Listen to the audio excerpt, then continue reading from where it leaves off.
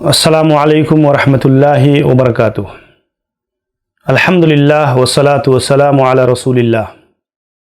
ناظرین کرام، اسلامی بھائیوں، ساتھیوں، بزرگوں، اللہ تعالیٰ کے فضل و کرم سے دعا و اذکار وظائف سے متعلق ہمارا یہ سلسلہ البر فاؤنڈیشن ممبئی کی جانب سے منعقد ہو رہا ہے، جس میں ہم اور آپ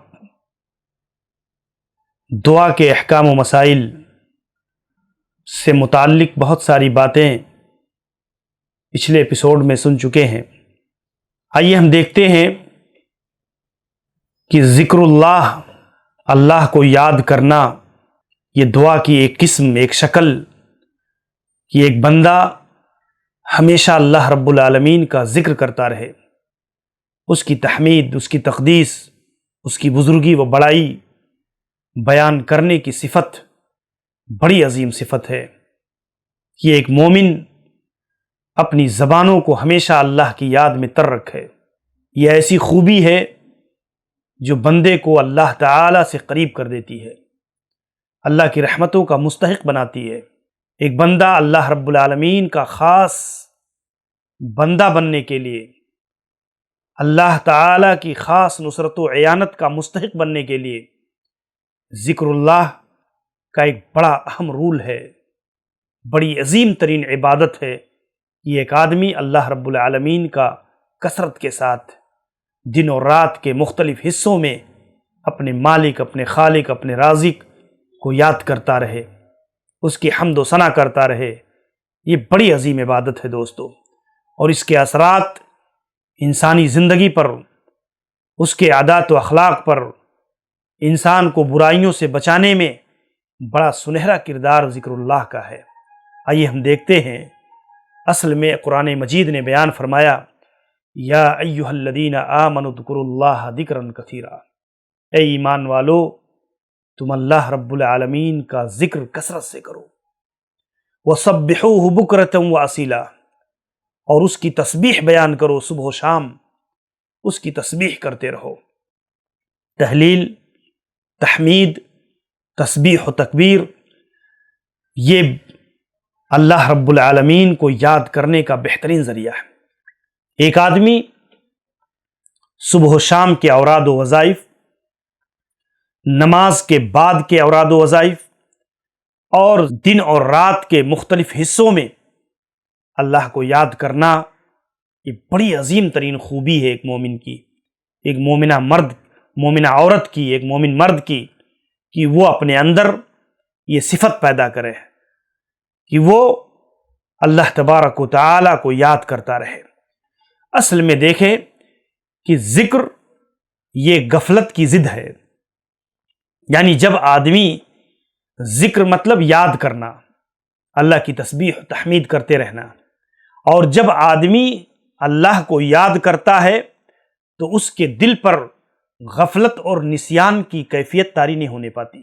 لیکن جب آدمی ذکر کرنا بھولتا ہے، اللہ تعالی کا ذکر کرنا چھوڑ دیتا ہے، تو اس کے دل پر نسیان کی کیفیت، غفلت کی کیفیت، سستی اور دوری کی کیفیت پیدا ہوتی ہے، اور آدمی آہستہ آہستہ اللہ سے دور ہونے لگتا ہے۔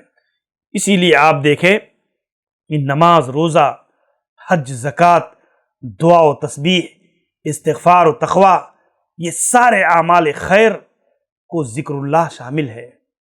تمام وہ اقوال و افعال جسے بندہ اللہ کی محبت اور خوف کے ساتھ انجام دیتا ہے، ہمیشہ اللہ کو یاد کرتا ہے، وہ ذکر اللہ کی شکلیں ہیں۔ اور اسی لیے اللہ تبارک و تعالی نے جو ہے ذکر اللہ کے بارے میں بیان فرمایا، وَأَقِمِ الصَّلَاةَ لِذِكْرِي، نماز کو قائم کرو میرے ذکر کے لیے۔ یعنی نماز اللہ کو یاد کرنے کا ایک بہترین ذریعہ، بہترین عبادت ہے۔ اسی لیے آپ دیکھیں حضرت عبداللہ بن عباس رضی اللہ عنہ کہتے ہیں، الشیطان جاسم علی قلب ابن آدم، شیطان ابن آدم کے دل سے چمٹ جاتا ہے، ابن آدم کے دل سے چمٹ جاتا ہے۔ فَإِذَا سَہَا وَغَفَلَ وَسْوَسَ جب آدمی سہو، غفلت اور نسیان کا شکار ہو جاتا ہے تو کثرت کے ساتھ شیطان جو ہے اس کے دل میں وسوسہ پیدا کرتا ہے، دنیاوی معاملات میں، دشمنوں کے خوف میں، دیگر چیزوں میں، طرح طرح کے وسوسے اس کے عقائد میں، اس کے اعمال میں۔ اور وَإِذَا ذَكَرَ اللَّهَ خَنَسَ، اور جب آدمی اللہ کا ذکر کرتا ہے تو شیطان ذلیل ہوتا ہے۔ تو اس طور پر اگر آپ دیکھیں تو دعا اور ذکر میں بڑی گہری نسبت ہے اور ایک دوسرے کو شامل ہے۔ دعا کو بھی اللہ کے نبی نے ذکر کی ایک شکل بتائی ہے، اور ذکر اللہ کو اللہ کے نبی نے دعا بھی قرار دیا ہے۔ آپ دیکھیں ایک حدیث میں اللہ کے نبی نے فرمایا افضل الدعاء الحمدللہ، سب سے بہترین دعا الحمدللہ ہے۔ حالانکہ الحمدللہ یہ ذکر ہے، اللہ کی تسبیح ہے، لیکن اللہ کے نبی نے اس کو دعا قرار دیا ہے۔ تو دعا اور ذکر میں عموم و خصوص کی نسبت ہے، اور ایک دوسرے کے ساتھ بڑے گہرے تعلقات اور نسبت ہیں۔ اسی لیے ابن قیم رحمہ اللہ نے ذکر کیا کہ الذکر افضل من الدعا، ذکر یہ دعا سے افضل ہے، اس لیے لأن الذکر ثناء علی اللہ عز وجل بجمیل اوصافہ وآلائہ، اس لیے کہ ذکر میں بندہ صرف اللہ کی تسبیح، تحمید، اس کی نعمتوں کی فکر، اس کے جو ہے اچھی طرح سے اللہ کو یاد کرنے پر مشتمل ہوتی ہے، اور دعا میں بندہ اپنی حاجت، اپنے سوال، اپنی ضرورت، اپنی محتاجگی کو پیش کرتا ہے اور پھر اللہ سے مدد چاہتا ہے۔ تو آپ دیکھیں کہ ذکر میں انسان اپنی کوئی حاجت نہیں پیش کرتا، بلکہ اللہ کے سبحان اللہ، الحمدللہ، لا الہ الا اللہ، اللہ اکبر، یہ خالص اللہ رب العزت کا قرب پانے کے لیے انسان اللہ تبارک و تعالیٰ کو یاد کرتا ہے۔ اس میں کوئی سوال نہیں ہوتا، کوئی مقصد نہیں ہو، کوئی اس طرح کا خاص ذاتی فائدہ نہیں ہوتا۔ اس کی بنیاد پر جو ہے ذکر اللہ کو دعا پر فضیلت حاصل ہے، کہ ذکر یہ زیادہ اہم ہے۔ آج آدمی دعا کو زیادہ اہم سمجھتا ہے کہ وہ مانگے گا، اپنی پریشانی بیان کرے گا، جو ہے وہ کرنا کوئی حرج نہیں ہے، لیکن ذکر بھی ایک عظیم عبادت ہے اور دعا سے بڑھ کر کے ہے۔ ایسے ہی آپ دیکھیں فَاذْكُرُونِي أَذْكُرْكُمْ، اے میرے بندو مجھے یاد کرو، میرا ذکر کرو، میں تمہیں یاد کروں گا۔ ابن عباس کہتے ہیں کہ اس کا مطلب یہ ہے کہ اذکرونی بطاعتی، میری اطاعت و پیروی کر کے، میرے فرائض اور حقوق کو ادا کر کے مجھے یاد کرو، اذکرکم بمغفرتی، میں تمہیں بخش کر، تمہارے گناہوں کو معاف کر کے میں تمہیں یاد رکھوں گا۔ فجعل ابن عباس الطاعہ کلھا داخلہ فی معنی الذکر، ابن عباس رضی اللہ عنہ کے نزدیک ساری اطاعت و بندگی کی جتنی قسمیں ہیں وہ ذکر میں داخل اور شامل ہیں۔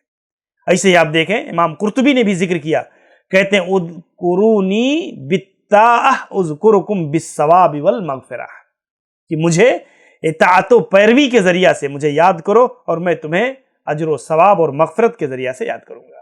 اللہ کے نبی صلی اللہ علیہ وسلم نے اسی لیے بیان فرمایا لا یزال لسانک رطبا بذکر اللہ، کہ اللہ کے ذکر میں تمہاری زبان ہمیشہ تر رہے، ہمیشہ تر رہے۔ بہت آسان عبادت ہے دوستو۔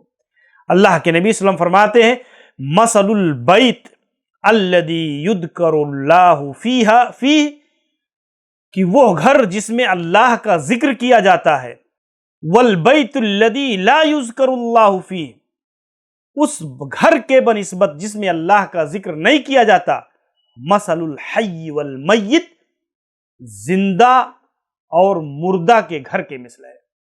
یعنی جس گھر میں اللہ کا ذکر ہوتا ہے گویا وہ زندہ لوگوں کا گھر ہے، وہ گھر روح کی زندگی ہے، ایمان کی زندگی ہے، اس میں شیطان کا بسیرا نہیں ہو سکتا ہے، لیکن وہ گھر جس میں اللہ کا ذکر نہ ہو، دنیا کے خرافات موجود ہوں، عیاشی کے سامان موجود ہوں، لہو و لعب کا سامان موجود ہو، انسان سوشل میڈیا پر، نیٹ پر، ٹی وی پر اور دیگر چیزوں پر بے حیائی اور جو ہے دیگر چیزوں میں مگن ہو، اللہ کے ذکر سے غافل ہو، تو پھر وہ گھر شیطان کا مسکن بن جاتا ہے، اور وہ مردوں کی ہے، جن کی روح مردہ ہو چکی ہے، جن کی زندگی میں اللہ رب العزت کے لیے اللہ کو یاد کرنے کا کوئی حوصلہ نہیں ہے، کوئی جذبہ نہیں ہے، تو وہ زندگی مردوں کی زندگی ہے۔